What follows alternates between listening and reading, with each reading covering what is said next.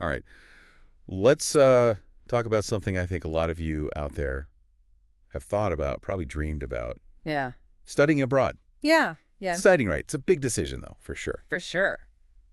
So today, we're going to really pull back the curtain on what it's actually like Mm-hmm. to be an international student, Mm-hmm. beyond the brochures and the Instagram filters. Yeah, We're totally. getting into the nitty-gritty, and we've got some really cool insights from a podcast we listened to where they interviewed an expert who's been in the field of international education for decades. Oh, wow. Yeah. So they were talking about, the expert was describing how so many students they've talked to over the years talk about arriving in a new country, and it's almost surreal. Mm-hmm. They describe it almost like you're stepping onto a movie set.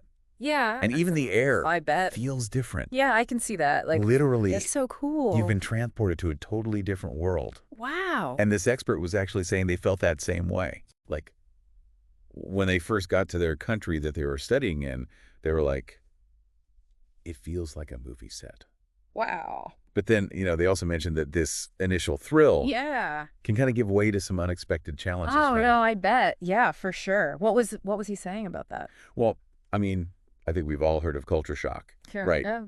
But it's real. Oh, I'm sure. It's a real thing. I bet it's way more intense than you think it's going to be, probably. Totally. Because suddenly, the food, the customs, the way people interact, Right. it can be disorienting. Yeah. And even if you studied the language, Oh, I bet. you get there and it's Totally different. using it in everyday life with all the slang Yeah. and the accents. It's a whole other Oh, wow. ball game. Absolutely. And the expert was talking about struggling with that too, even just ordering food, Yeah. feeling intimidating at first because you're worried about yeah, totally. mispronouncing things or not understanding what they're saying. Yeah. Yeah, so I think being prepared for that initial adjustment period Yeah. is huge, right? Absolutely. It's not just about the excitement of being in a new place, but Yeah. also being prepared for those For sure. The reality. everyday challenges. Mm-hmm. Yeah. And, speaking of challenges, finances Oh, yeah. come up a lot, right? Big time. It's expensive. I can't even imagine. Tuition, rent, just living expenses. All of it. It adds up quick. Yeah. And so this expert was talking about their own experience with that. Oh, really? Yeah, and they were saying they had to work in a cafe Wow. while they were studying Oh, gosh. just to make ends meet. Yeah. And they were saying it was really, really tough I bet. to balance, a demanding work schedule on top of their coursework. Yeah. But they were saying they learned incredible time management skills Yeah. and resilience in the process. Totally. Yeah. I bet that experience is something that you carry with you Oh, for sure. way beyond your Oh. time abroad. Oh, yeah. It's not just about getting by over there, Yeah. but developing skills that you're going to use no matter what you do. Absolutely. Yeah. Now, think about it. If you can balance working, studying abroad in a different country, Yeah. you can do anything. Yeah, that's huge. And Yeah. the expert was actually saying, while students are navigating finances Right. and adjusting to a new culture, there's this other layer that people don't talk about enough. Oh, what's that? The emotional journey, Oh, yeah. right? Like being away from family and friends for a long time, Yeah, it's going to be hard. it can be really tough. Yeah. And homesickness is real. Oh, for sure. And so is feeling, isolated or alone Right. in a new environment. Yeah.